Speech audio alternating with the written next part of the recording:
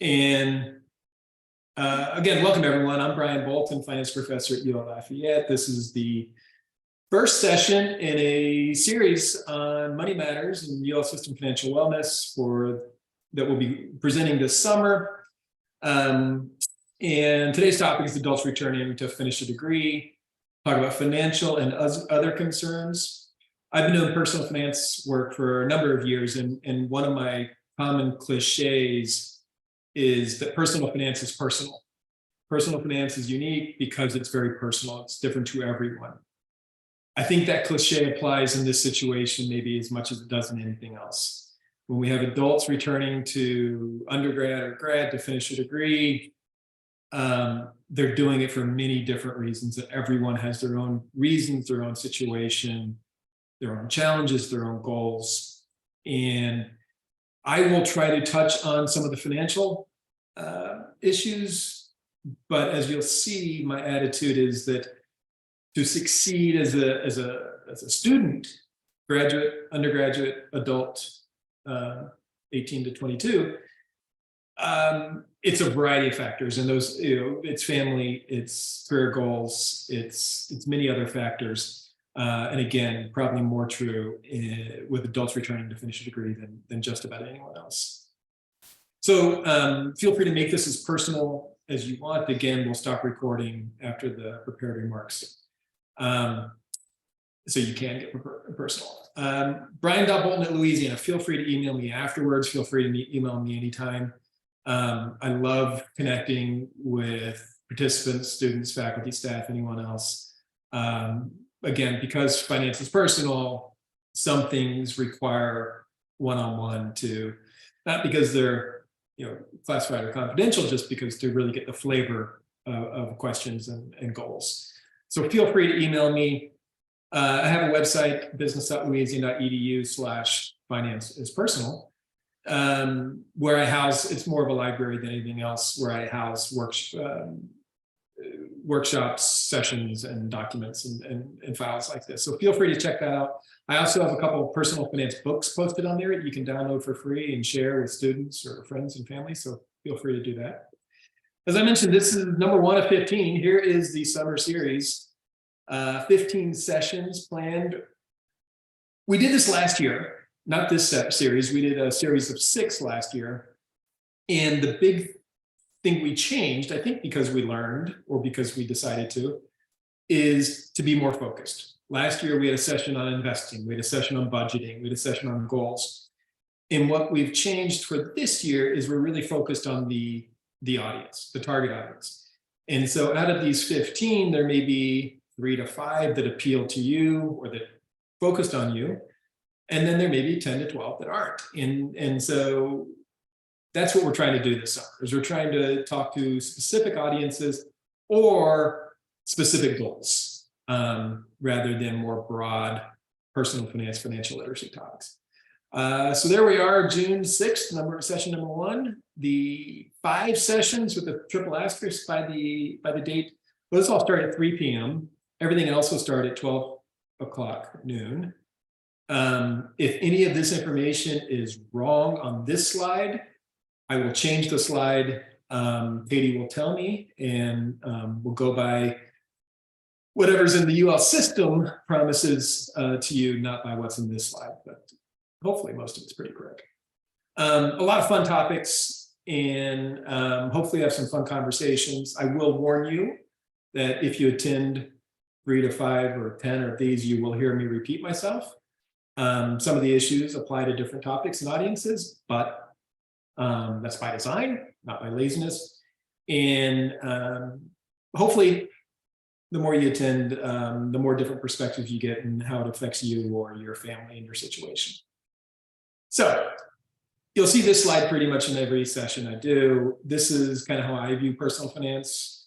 We're all trying to achieve some level of happiness, fulfillment, satisfaction, whatever. If you look at Maslow's hierarchy of needs, we're trying to get that self-esteem, but obviously starting with the self-sufficiency. And so whatever you consider happiness, we're trying to get that, but we have the challenges between short-term and long-term goals. We have family needs, financial needs, career needs, personal needs, student needs, and all these tensions. And this was what makes personal finance so personal, that we all have different situations, we all have different goals, and trying to hone in on those is difficult, but it also requires just personal attention. I love quotes. You're going to see kind of quotes. I'll try to limit my quotes, but the top left is maybe one that I use the most. A goal without a plan is just a dream, and certainly true for adults returning to college. Probably maybe more true for them than anyone else, because they have so many other priorities. My 18 to 22-year-old students, they have smaller number of priorities. They think they have a lot of priorities. Me as a professor, I think they have one. But for my adults with families, with jobs, I'm more sensitive, I guess. And I fully appreciate that the homework assignments I give, maybe their fourth or fifth priority. And me being more flexible, or them taking greater ownership of time management or responsibilities may be required. So create a plan, whether in finance, whether in life, whether in school, create a plan to make your goals become a reality. In the world of personal finance, it all starts with your values, your dreams, your goals. And once we identify that, we maybe take a step back and think about your current situation. What is your education? Are you in school? Are you working? Your family, your financial? Once we understand your situation, again, personal finance is personal. Your situation and your values are going to be different than mine or anyone else's. And that means your personal financial plan is going to be different. And so as we think about returning to college, returning to finish a degree, your situation and your goals are absolutely critical to understand and identify. There's no ego in personal finance. There's no shame. Be open, honest about what your values are, what your goals are, and then you can develop that personal financial plan that works for you. I'm a professor. I believe education is probably the most important investment we can make, and adults returning to college are making that investment to empower us and enhance everything else we want to achieve in life. The most valuable financial and personal investment you can make is finishing your degree, and then it opens up many other things, many other opportunities and goals. As we get into thinking about adults returning to finish a degree, to me, it breaks down into these five areas. And this is a finance session, but only maybe 2 or 3 of these really touch directly on finance. The others touch indirectly on finance. And so I'll go through these 5 areas, and kind of we'll try to get a sense of how they connect and maybe how they apply to you and what to think about. Most of this could apply to 18-year-olds going to college for the first time, but the tensions, the priorities, the trade-offs are maybe more heightened and extreme, if that's the right word, for adults who have many other priorities and many competing priorities. We'll start by talking about paying for college. We'll get into financial aid. Move on to career planning. I'm a business professor, so maybe I think more about jobs, the role of jobs as part of your college experience, maybe than some others, and maybe than I should. But I'm a believer that you should begin thinking about your career plans, whether that's internships or what you want to do after college, about as soon as you get into college. Certainly from a financial perspective, graduating in 4 years, going on to the job you want, can be much better than graduating 6 years and still trying to figure out that job. Graduating in 6 years and going to the job you want is better than graduating 4 years and getting a job you don't, maybe, but it all starts with the planning and thinking about what you want to do. We'll talk about computers and technology as you return to finish a degree. Maybe different, and certainly following COVID, events like this are more common and require different skills. And then I'll just give some parting thoughts on just succeeding in college. My perspective, not necessarily the gospel. As you go through this, remember, I'm a finance guy and I'm a professor. So when I talk about these 5 dimensions or 5 areas, it's coming from kind of those 2 roles or perspectives that I have. You can learn a lot by talking to other students. You can learn a lot by talking to other faculty. You can learn a lot by talking to career services staff, advising staff, IT staff, and really learn many things that maybe I don't know. The more people you talk to, the more you're going to learn. Hopefully what we talk about today gets you started, but there are many other perspectives that'll be very valuable. So let's start with paying for college. As I said, I'm a believer, drinking the Kool-Aid. I've committed my career to this. College may be the best investment you ever make in yourself.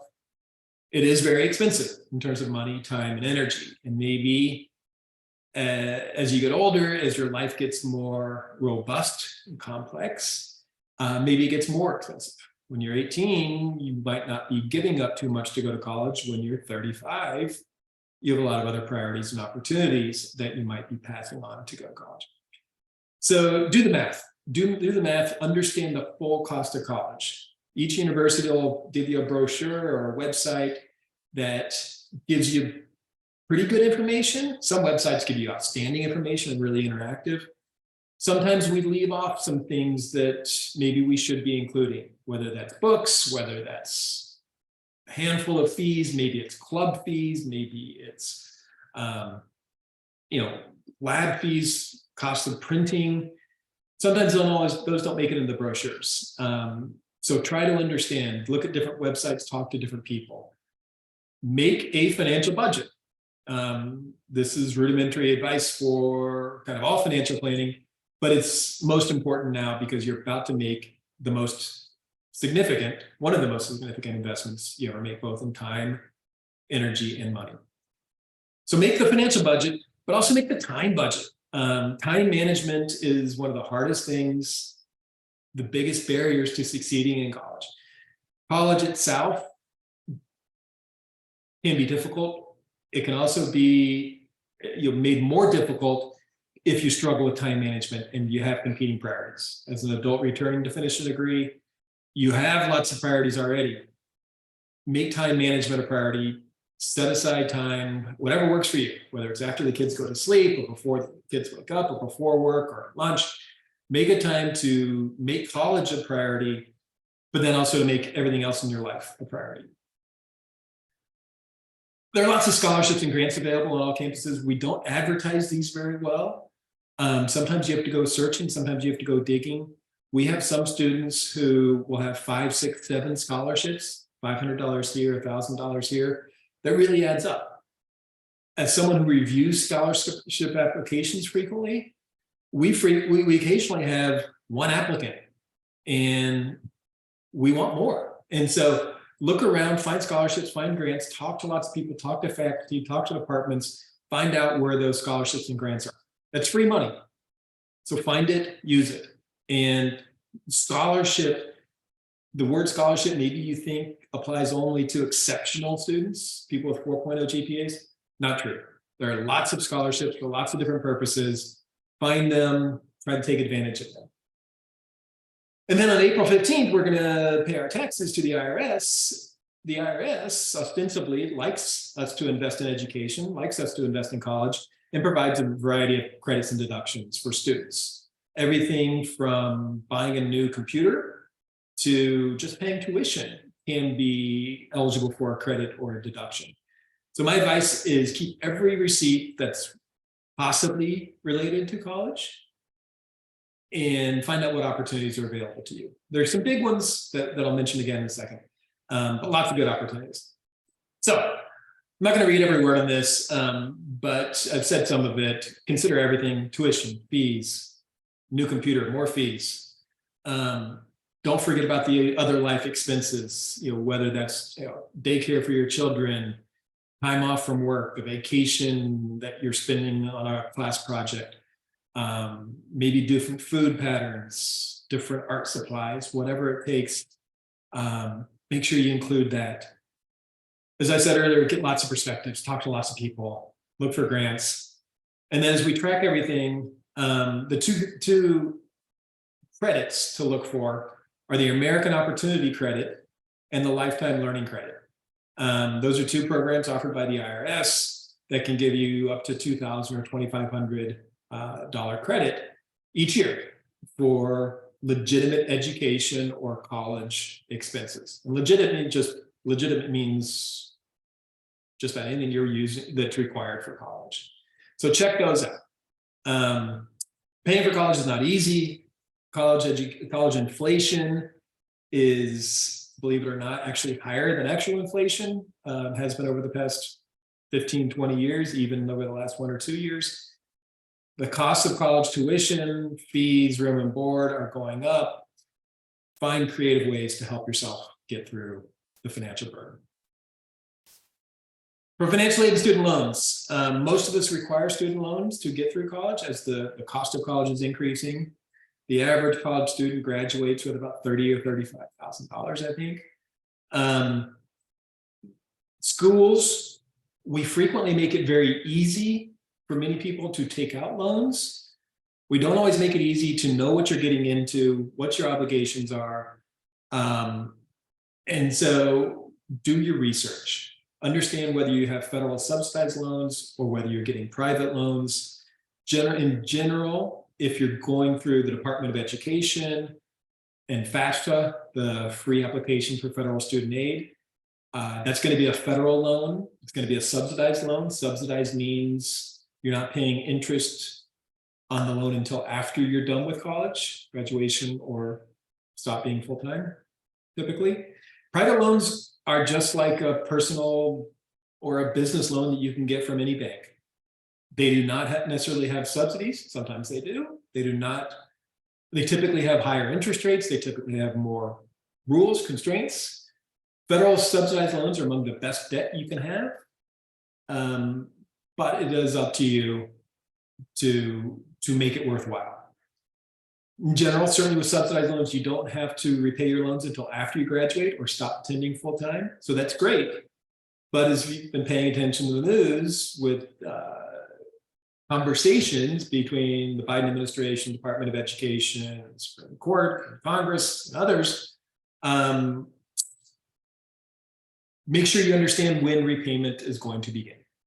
Most student loan borrowers have not had to make payments since March of 2020, COVID, and that's been deferred and extended. And it's expected and planned that sometime this year, everyone will begin repaying.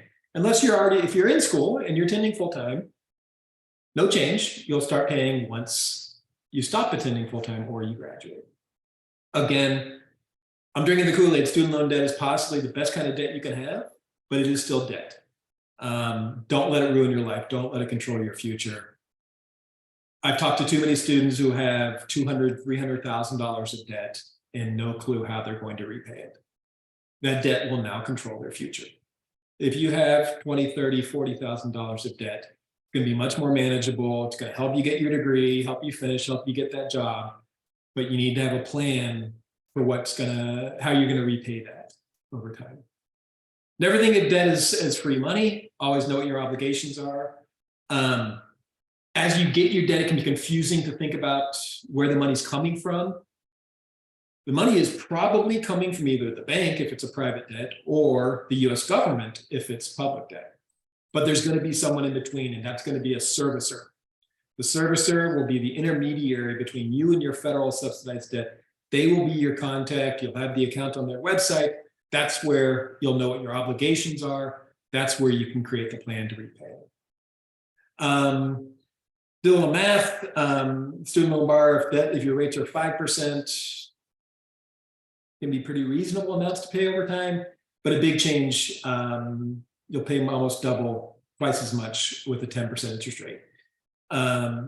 Lower interest rates, shorter repayment. That's what you want when it comes to debt. Low interest rates, shorter repayment. The shorter repayment, not always easy because you have to pay more, but that's what we're looking for, and that's why it's so important that you have a plan for how you're going to repay and what you're doing with your degree. As I said earlier, says August 2023, August 22, the U.S. Department of Education announced a plan to forgive some student loans and defer repayments. The repayments have been deferred. They're probably going to be ended, meaning you'll have to make repayments later this year. We're still waiting to hear about the forgiveness of loans, the $10,000 or the $20,000 with Pell Grants. That is currently before the U.S. Supreme Court. and we don't know when they're going to make a decision, but should be sometime soon this session. Financial advice is always good to plan for the worst, hope for the best, only take out the loans you need. Don't become that person who takes out the maximum and then suddenly has $200,000 or $300,000 of debt with no plan how to repay it. Contact your servicers and be sure to include all payments, possible payments, in your future budget plans. As I said earlier, I'm a big believer in thinking about the job you want, the career you want, why you're in college as soon as you begin. If you're an 18-year-old, I'm not going to preach this. If you're in grad school, I'm going to preach this. If you are an adult returning to college, I'm going to let you figure out how important this is to you, but I think it's probably pretty important. You're probably returning to college to get that better job, to get that promotion or that different career. And if you have a plan from day one, it'll make everything so much easier rather than waiting until your junior, senior year and you're almost out the door and you have fewer options. Internships can be the key, the best path to getting that full-time jobs. Start thinking about this early and often, and talk to everyone. If I'm a faculty member, sometimes I can make one phone call and help a student. Other times, if their interests are finance, but slightly different from my expertise, I'm pretty useless. So talk to everyone. Find the people who can help. Career centers, faculty and advisors. In Louisiana, the more you can connect with network, or with alumni, the better off you're going to be. We have wonderful, outstanding alumni in Louisiana, and they love their alma maters, they love their students, and they want to help. Find a way to connect with them, whether it's through alumni centers or alumni groups, but they can be maybe the best beneficiary. I'm a finance guy. I like numbers and I like money, I guess. And so you're returning to college for many reasons, returning to finish your degree for many reasons. One, perhaps, is to make more money and get a better career. The math doesn't lie. The benefits of a college education are enormous. Pretty much whatever degree you choose, business maybe has the highest lifetime learnings, education, arts, humanities, still pretty significant, still pretty much higher than high school or some college, but no degree. It's the best investment you can make. I'm a believer in that, both financially and personally, but you have to graduate and you have to complete it to get all the benefits. And so make that commitment, make the plan. How do you get these jobs? Again, start on day one. Reach out to as many people as possible. Market yourself as much as possible. Adults, maybe this isn't a problem. 18-year-olds it is. Make sure your social media world is cleaned up. That's easy for employers to check. It's also an easy reason for employers to not offer you the job. If you're in an industry or a major where an undergraduate degree maybe isn't the terminal degree, and you're going to go into graduate school, which is maybe common or more common in many professional careers, education, business, architecture, engineering, some sciences. You have to complete the undergraduate degree first, but then while you're doing that, you need to be doing some research on what the graduate degree is and how it's going to help you get that career. So jobs and internships are not the only part of the career planning. Grad school can be part of that career planning for many. As I mentioned earlier, so I've been teaching for about 25 years, and the way that technology has changed over those 25 years has been enormous. 25 years ago, we had email, we had the internet, PowerPoint existed, but all of that was not nearly as ubiquitous as it is today. And so for you, if as an adult returning to finish your degree, make sure, one, that you understand the investment in hardware, software, internet that's going to be required to help you succeed. And then two, make sure you make the time investment to be proficient.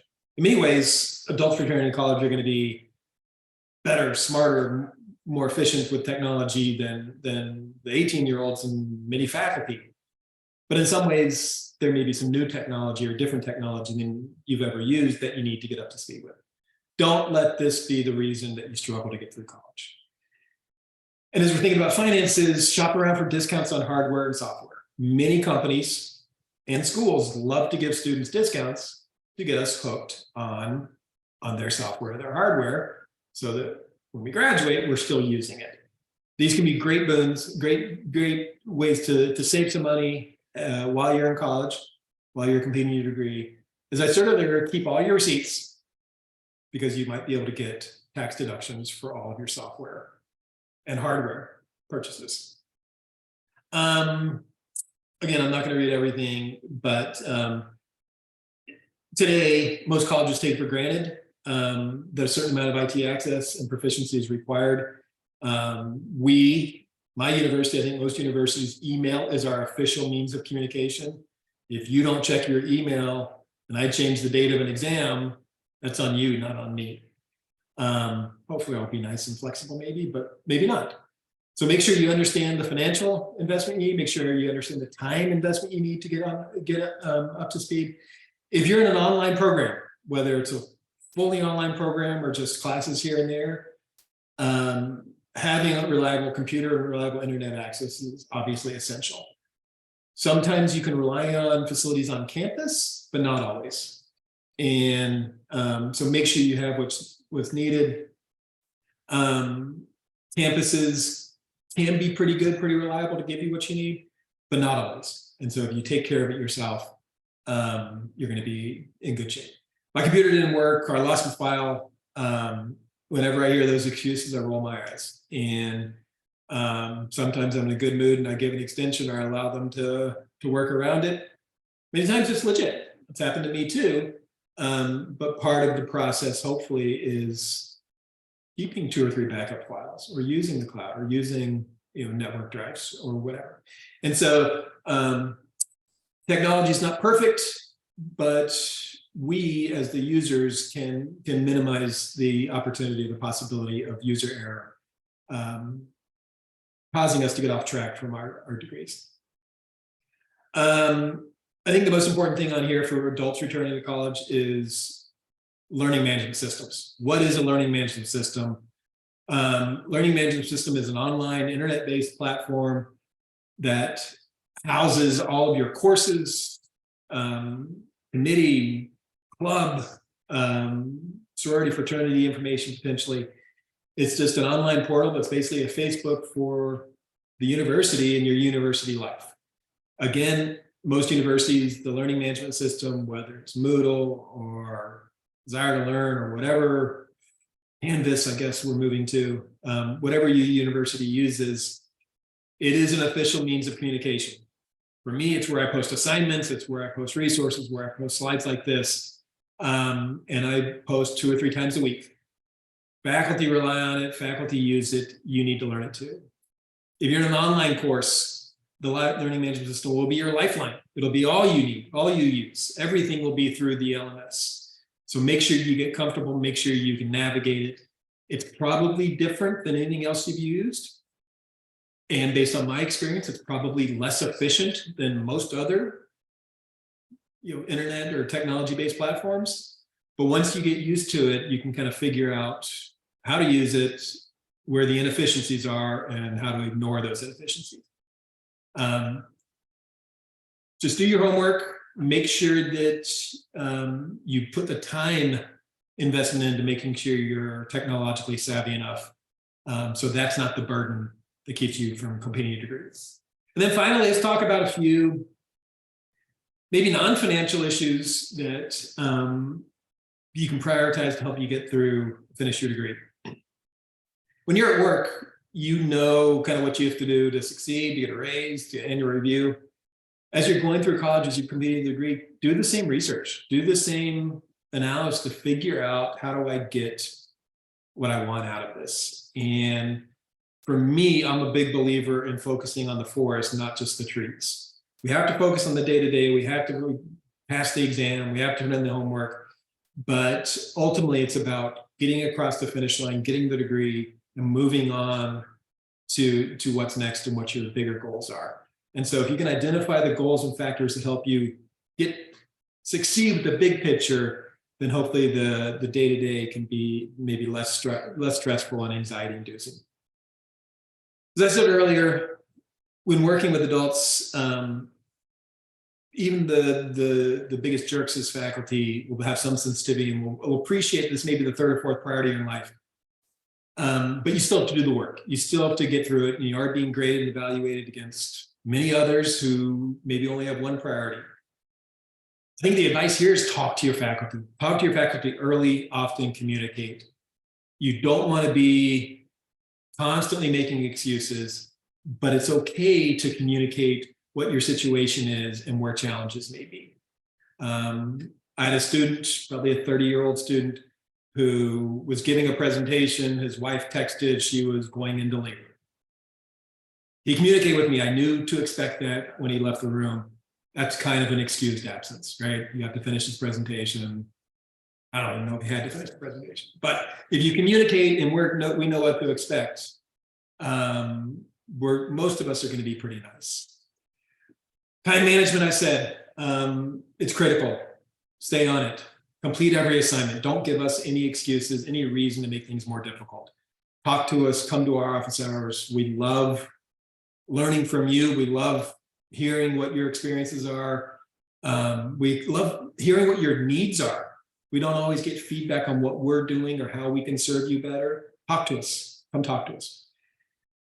And I think, as an adult returning to campus, it can probably feel maybe like you're a fish out of water, or maybe like it's pretty lonely. You're not the only one doing this. Recognize you're not alone in the experience. There are many other students in a similar situation. There are clubs, organizations you can find. You'll find like partners, like students, through group projects, through class. You're not the only one going through this, and you can lean on family and friends. You can lean on many other people around and within the school environment, because so many other people are going through exactly what you're going through. Many other people are maybe 1 or 2 years ahead of you in the same experience, and you can learn how to succeed from them. The goal is to get across that finish line. The goal is to complete your degree and move on to something bigger and better. Do your research, do your work, find out how to make that happen. Focus on the forest and the trees, but always keep that big picture in mind. And we've done a lot of work on resilience, mental health, and kind of the role that mental health plays in succeeding in college. If you take care of your personal health, your mental health first, then everything else flows. Flows from there, and we'll follow. So focus on yourself, focus on the people that are going to help you succeed. Make a plan, stick to your plan, change your plan, revise your plan, and then just keep moving forward, one step in front of the other. These 5 dimensions, some of these dimensions apply to you more or less than others, but they're all going to play a part as you return to college, return to finish your degree. And the more work you do up front, the easier it'll be once you're in the classroom or you're actually going through the day-to-day of trying to figure it out. We want you to be happy. We want you to be satisfied, fulfilled. We want you to move on, do something bigger and better. And as you balance these goals, these needs, that's going to be the key to getting to that happiness with as much joy, success, and as little anxiety and stress as possible. Set goals, analyze reality, create a plan, execute a plan, track progress, adjust plan. This is true for financial plans. This is true for educational plans. It's true for career plans. We're going to make plans. We're going to set goals today. Life is going to change. We're going to adjust the plan and just keep repeating that process. This is true with finances, true with education. And as you return to college, be prepared. You make a plan and then do change that plan. Perhaps my favorite quote when we're talking about this is by Alice Walker. She was not talking about adults returning to college, but it certainly applies. You're doing this for a reason. You're doing this for yourself, for your family, for your career. Don't wait around for other people to be happy for you. Any happiness you get, you've got to make for yourself. You've got to make it. And college is not supposed to be easy. It's supposed to be an enormous achievement because it's the biggest and best investment you'll ever make. So make that investment and make that happiness for yourself. Top left, we've completed. Tomorrow and Thursday, I'm going to be back here at the same time. Maybe some of you will be. Tomorrow, we're going to be dealing with financial planning for graduate students, looking at the specific needs, challenges, strategies, opportunities for them. And then on Thursday, we'll be back at 3 o'clock, focused on international students with financial and tax planning, looking at their unique situation, your unique situation as an international student, and thinking about how finances can help make your life in finishing your degree easier, better. That's me, Brian Bolton, Brian.Bolton, Louisiana. If you have any questions about this or the schedule, please let me know. I'll stop sharing. I'll stop recording.